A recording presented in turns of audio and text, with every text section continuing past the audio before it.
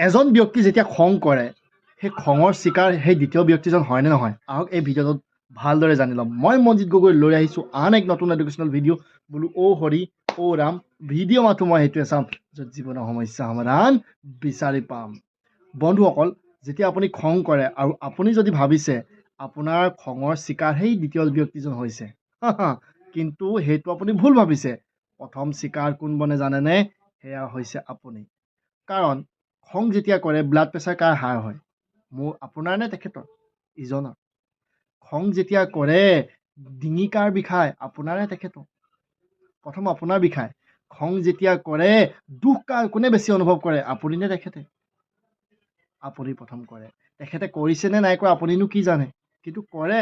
আপুনি বেছি গতিকেলৈ খং এটা এনেকুৱা বস্তু টকটকাই নাহে ক'ৰ পৰা আহে আমি গমেই নাপাওঁ চাওক অলপ কণ্ট্ৰল কৰক আৰু খং কমাওক